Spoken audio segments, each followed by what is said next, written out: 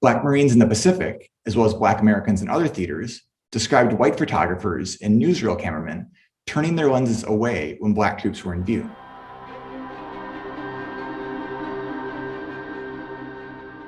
When World War II is viewed from the African American perspective, two important truths emerge. The first is that Black troops played an essential role in helping the United States and allies win World War II. A global war required logistics on a scale that surprised even America's military planners, and Black troops formed the backbone of the US military's logistical forces.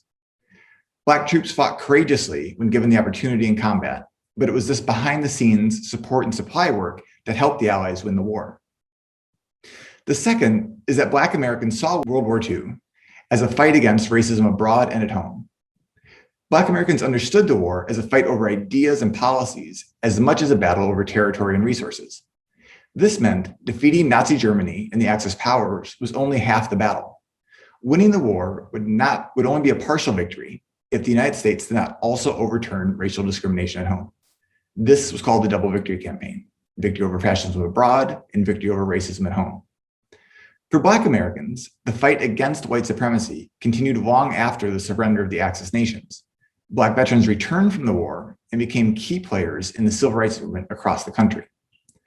For decades after World War II, Black veterans fought for the principles of democracy in America. At the start of the war, the Marine Corps did not allow any Black men to serve.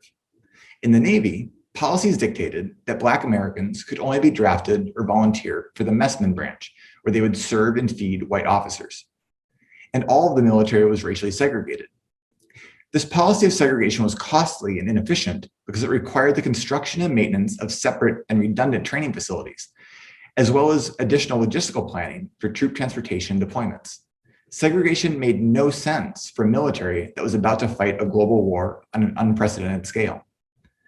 For Black Americans, Doris Miller's heroism at Pearl Harbor was a rebuke of the military's policy of segregation.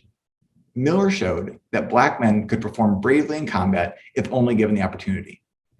Enemy torpedoes made no distinction between white sailors and Black messmen, they argued, so why should the Navy? This anger flowed through the pages of the Black press after Pearl Harbor. The front page headline in the Chicago Defender after the attack read, "Awake, white America, the hour is at hand." The editors wrote, "White America must now learn that a Negro in the armed service of his country, in the uniform of his government, must be respected as a defender of democracy. He cannot be insulted in his uniform that now represents a sacred cause. He must not be spat upon, jailed, beaten, cursed, and otherwise abused and tormented, as has been the case, then called upon to sacrifice his life for those who hold his patriotism so cheaply." Before striking back against Japan, the newspaper called for white Americans to first bomb the color line. The Defender's front page also profiled 3 young Chicagoans who heeded the radio appeals from Army recruiters to remember Pearl Harbor and attempted to volunteer for military service.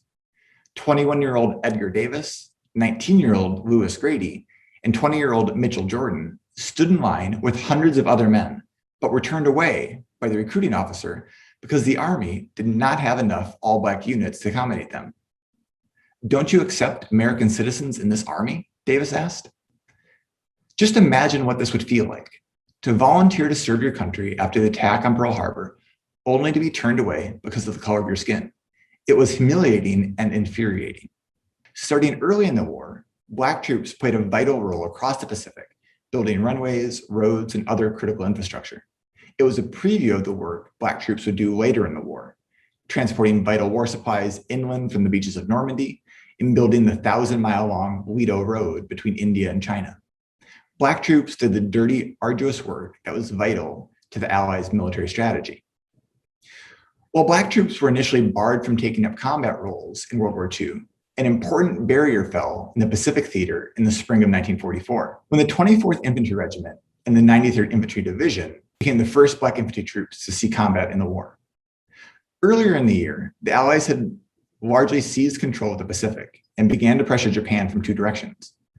General Douglas MacArthur led an offensive in the Southwest Pacific, while forces led by Admiral Chester Nimitz pushed through the Central Pacific. Both campaigns fought from island to island, attempting to collapse Japan's defensive perimeter, sever enemy lines of supply and communication, and seize islands close enough for B-29 long-range bombers to reach the mainland.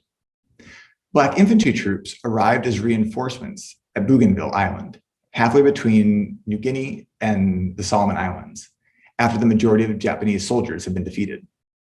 Fletcher P. Martin, Louisville Defender editor and war correspondent, embedded with the infantry and told Black Americans how their boys were doing in the Pacific. He painted a picture of a brutal conflict.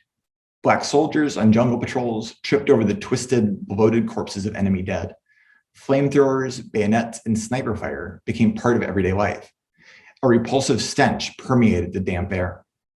In his dispatches, Martin eagerly touted the fighting skills of Black infantry in order to refute the Army's belief that Black men lacked the courage necessary for combat. Black Marines in the Pacific, as well as Black Americans in other theaters, described white photographers and newsreel cameramen turning their lenses away when Black troops were in view.